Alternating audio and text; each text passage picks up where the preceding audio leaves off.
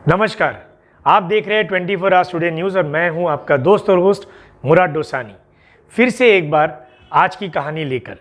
दोस्तों, आपने हमारी ड्रग्स वाली स्टोरी को बहुत सराहा। उस पे आज डिंडोशी पुलिस स्टेशन ने एक बहुत बड़ी कार्रवाई करी है और एक बहुत बड़ा गुटखे का कंसाइनमेंट पकड़ा है। मसला ये नहीं है कि आज ये जिस तरीके से पकड़ा जा रहा है, मसला ये है कि ये बंद कब होगा। हमने आज हमारे स्टूडियो में जिनको आमंत्रित किया है वो वंदे मातरम एनजीओ के चीफ सेक्रेटरी है और उनका नाम है Firoz Shaikh. Sir education field से भी है और बहुत सारा एनजीओ मूवमेंट इन्होंने काम किया है। इन्होंने अभी तक काफ़ी गुटखे के अगेंस्ट में काफ़ी एक्शंस लिए हैं। लीजिए एक चर्चा फिरोज शेख के साथ। फिरोज सर, आपका हमारे स्टूडियो में बहुत बहुत स्वागत है। शुक्रिया। हमारे दर्शक ये जानना चाहते हैं कि आपने ये जो ड्रग्स के खिलाफ या जो ये गुटखे के खिलाफ ये जो मुहिम चलाई है, ये मुहिम आपके दिमाग में कब आई? आपको ऐसा कब लगा कि मुझे इस दिशा में काम करना चाहिए? जब हमने एनजीओ शुरू की हमारी 2005-06 में, उसके बाद हम लोग जब काम करते गए तब हमने देखा कि मालवनी में ज़्यादातर बच्चे नशे के आदी बनते जा रहे हैं। छोटी छोटी बोतलों में कुछ वो लेते हैं और नशा करते हैं। जब हमने उनको देखा तो काफ़ी बच्चे ऐसे थे जो स्कूल से जाने के लिए घर से निकलते थे, लेकिन मैदानों में कहीं छुप करके वो नशा करते बैठते थे। तो उनको पकड़कर उनको घर पे भेजना, ये वहाँ से हमने शुरू किया। फिर जाकर हमने आगे जब मूवमेंट बढ़ाई तब देखा कि जितने कचरा चुनने वाले बच्चे हैं हमारे विभाग में, 150 से ज़्यादा बच्चे ऐसे हैं जो कचरा चुन करके अपना पेट भरते हैं, अपने घर को संभाल रहे हैं। वो बच्चे 24 घंटे नशे में रहते हैं। उनको हम कुछ भी बोले उनको समझ में नहीं आता है। उनके साथ किसी भी तरह का बर्ताव करो, उनको ज़ोर से अगर मारते भी है कुछ लोग तो भी उनको कुछ असर नहीं होता है। नशा उनके ऊपर इतना हावी हो चुका है। कितने बच्चे मैंने ऐसे देखा हूँ कि उनकी ज़िंदगी पूरी ख़त्म हो गई है इस चीज़ के अंदर। इसलिए हमने इसके ऊपर आवाज़ उठाना शुरू किया। जब हमने महाड़ा के ग्राउंड, पट्टा ग्राउंड और जो खाली प्लॉट है जो पिछले 30-40 साल पहले डेवलप हो जाने चाहिए थे, जहाँ पर हमारे मालवनी के बच्चे एजुकेशन लेना चाहिए था या स्कूल जाना चाहिए था या खेलने के लिए ग्राउंड या गार्डन होना चाहिए था, वैसी सारी जगह को जो है नशेड़ियों का अड्डा बना के रखा गया है। ये बहुत ही बड़ा षड्यंत्र है। मैंने देखा हूँ कि जहाँ भी अल्पसंख्यक विभाग है वहाँ पर इस तरह की चीज़ें जो है जनरेट की जाती है, बनाई जाती है, लेकिन हम जैसे लोगों को वो दिखाई नहीं देता कि वो कौन बना रहा है। तो उस चीज़ पे जब हमने काम करना शुरू किया तब महाड़ा में हमने एक दिन में कम से कम 1200 से ज़्यादा दारू की बोतल हमने जमा की थी। एक दिन में हमने 1200 से ज़्यादा दारू की बोतलें जमा करी। फिर वहाँ पर एक बंदा जो है भंगार का जो है काम करता है, उसकी रोज़ी रोटी चल रही है उस दारू की बोतलों पर, और वहाँ पर मारामारी होती है कि दारू की बोतल ये एरिया मेरा, ये एरिया तेरा, यहाँ पे तू नहीं आएगा, यहाँ पे मैं नहीं आऊँगा। तो ये बहुत बड़ा स्कैंडल है। जैसे हम महाड़ा में जाते हैं तो दारू की दुकान है, वहाँ पर दारू की दुकान है, दारू लेते हैं वहीं पर और वहीं पे रास्ते पे खड़े रह के दारू पी रहे हैं। कोई सिस्टम नहीं है किसी का। यहाँ पर जो धमक धाक होनी चाहिए वो धाक हमें नज़र नहीं आती। सर, हमारा दूसरा सवाल ये है कि जब आपने ये मुहिम शुरू करी तो क्या आपको वहाँ के स्थानीय पुलिस स्टेशन से या स्थानीय जो नेतागण है वहाँ से कोई दबाव या कोई ऐसी कोई चीज़ आई क्या?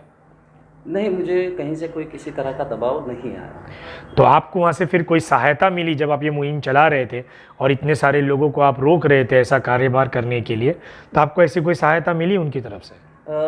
सहायता भी नहीं मिली। हमने जो है करस्पॉन्डेंस सभी लोगों से किया है, जितने हमारे पुलिस स्टेशन होने दो या बीएमसी होने दो या जितने भी हमारे कार्य सम्राट नेतागण हैं, सभी से हमने करस्पॉन्डेंस किया है, लेकिन किसी के पास से जवाब भी उसका नहीं आया है कि आपके इस मुहिम को हम ये चीज़ के लिए सपोर्ट करते। जवाब भी नहीं है।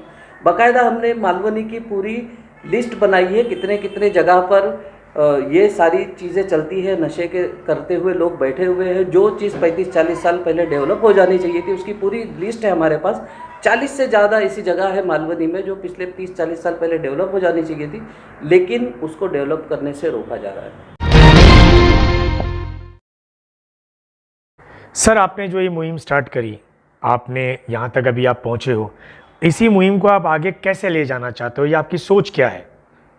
इस मुहिम को आगे ले जाने के लिए सबसे पहले मैं आपके चैनल का आभार मानता हूं कि आपने ये मुहिम को कंटिन्यू रखा है, क्योंकि कल भी मैंने आपका वीडियो देखा, राष्ट्रवादी कांग्रेस के कार्यकर्ता जो नेतागण हैं यहाँ पर आए थे और उन्होंने अच्छे से मालवनी के जो भी समस्या है, मालवनी के जो भी लोग हैं जो नशा का कारोबार कर रहे हैं, उनका नाम लिया, नाम उजागर किया उनका, और आपके माध्यम से दिंडोशी में काफ़ी कुछ लाखों रुपए का गुटखा वगैरह जब्त हुआ है। इसके लिए मैं आपका शुक्रिया अदा करता हूं। और ये जो चीज़ है, ये चीज़ को हमें आगे ले जाना है। सिर्फ आप अकेले नहीं कर सकते, मैं अकेला नहीं कर सकता, लेकिन मालवनी के सारे लोग अगर इकट्ठा हो जाए तो हम इस मुहिम को आगे ले जा सकते हैं। सिर्फ यह यहाँ पर सामने जो भीमनगर है उसका मैं आपको एक उदाहरण देता हूँ कि वहाँ पर स्थानिक जो लोग हैं उन्होंने बेचने वाले का वीडियो निकाला है, और वो वीडियो जो है अभी मेरे पास आया है, उसके ऊपर हम आगे की जो एक्शन है वो करना चाहते हैं। तो अगर हमारे आसपास अगर इस तरह का कोई चीज़ होती है, मोबाइल तो अभी आम हो गया, बच्चे इस्तेमाल कर रहे हैं, छोटा सा एक वीडियो बना दीजिए और पुलिस को दीजिए। पुलिस ने भी ये आह्वान हमेशा किया है कि भाई जो कंप्लेंट है आपकी हमारे पास लेकर आओ, हम लोग उसके ऊपर एक्शन लेंगे। पुलिस स्टेशन में जब हमने बात की थी ना मुराद भाई, तब हमें पता चला कि रोज़ाना केस लेते हैं पुलिस मालवनी में, रोज़ाना केस। लेकिन वो केस किस पर लेते हैं? जो पीते हैं, नशा करते हैं, उन पर। जो नशे का कारोबार कर रहे हैं उन चीज़ों को हमें रोकना है। तो सिर्फ पुलिस अकेली कुछ नहीं कर सकती है, मुराद भाई कुछ नहीं कर सकते, मैं कुछ नहीं कर सकता, हमको मिल करके इस मुहिम को आगे ले जाना है। बहुत बहुत शुक्रिया फिरोज़ भाई, आपने अपना कीमती वक्त दिया, आप हमारे स्टूडियो पे आए, मैं आपका बहुत तहे दिल से आभारी हूँ। ठीक है, थैंक यू। दोस्तों, जैसे कि आपने देखा, हमने आज फिरोज़ सर से बातचीत करी, उनसे वार्तालाप किया, लेकिन मसला ये नहीं है कि हम बात कर रहे हैं या हम आप तक बात पहुंचा रहे हैं। जब तक आप जागोगे नहीं, आप अपने लोकल एरिया में लोगों को बताओगे नहीं, जगाओगे नहीं, कल ये आपका भी बच्चा हो सकता है। हमने तो ये मुहिम शुरू करी है, से नो टू ड्रग्स। मालवनी जो है वो एक स्लम पॉकेट आता है मलाड जैसे एरिया में, जहाँ मैक्सिमम रहने वाले लोग जो है वो अल्पसंख्यक के हैं। यहाँ तक ये ड्रग्स या ये गुटखा पहुँचाया कैसा जाता है, ये एक बहुत बड़ी बात है। दूसरा, आज हम हमारे चैनल के थ्रू वो जो लाइव वीडियो है, जो वीडियो का एक्सेस हमारे पास आया है, हम वो भी आपके सामने पेश कर रहे हैं। आप देखिए कि किस तरीके से खुलेआम ड्रग्स आपके सोसाइटी में, आपकी लोकेलिटी में बेचा जा रहा है, और क्यों पुलिस सिर्फ और सिर्फ जो पी रहे हैं उन पे कार्रवाई करती है, क्यों नहीं बेचने वालों पे कार्रवाई होती है? क्या ये उनकी जिम्मेदारी नहीं है? किस तरीके से ये सिस्टम चल रहा है, किस तरीके से ये रैकेट चल रहा है, कौन है ये ड्रग्स के डीलर्स और कहाँ से ये माल आता है?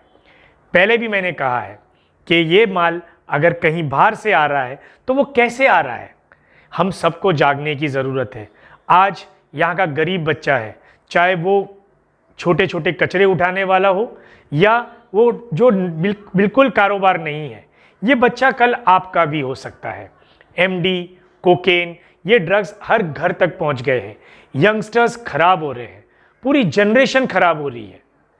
अगर हमें इसे रोकना है तो ये ना सिर्फ हम कर सकते हैं, ना ही ऐसे मुहिम चलाने वाले। आप सबको हमारा साथ देना है।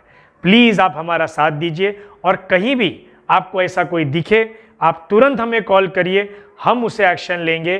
तब तक आप देखते रहिए 24 आवर्स टुडे न्यूज़। मैं मुराद डोसानी, कैमरामैन हारून कुरैशी के साथ। थैंक यू, धन्यवाद।